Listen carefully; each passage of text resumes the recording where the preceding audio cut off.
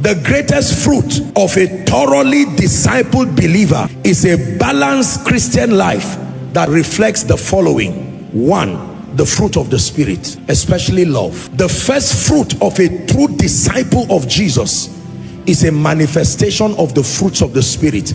Galatians 5:22. Whether you are a pastor, whether you are an apostle, whether you are a prophet, whether you've been 1 year in ministry or 50 years in ministry, with all due respect, whether you are a businessman, if we do not find with time a gradual progressive emergence of the fruit of the Spirit in you, most especially the love nature of Christ, you are not a true disciple of Jesus. You don't have to be fake, but you are not a true imitator of Christ. The fruit of the Spirit.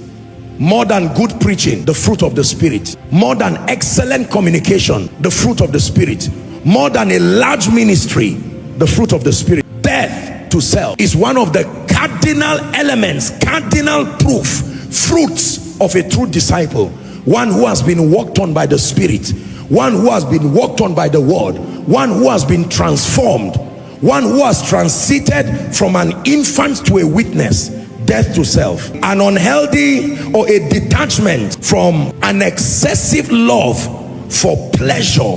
What does it mean to die to self? To embrace a life of modesty, even in the presence of abundance and plenty. But I can tell you by experience that the best way to live the effective Christian life is to be modest, enjoy whatever blessing God gives you, but put a cap on it. There is a level of excessivism as far as material things are concerned, that if you are not careful, it will not give you the liberty. It will corrupt the purity of your followership. You don't have to live in poverty and live a miserable life to prove that you love Jesus. I'm not for that. But there is a level of decent living. Generally speaking, I advise people who are under my care, minimize an excessive lifestyle. Over showing off. There are necessary needs and there are things you should enjoy your life.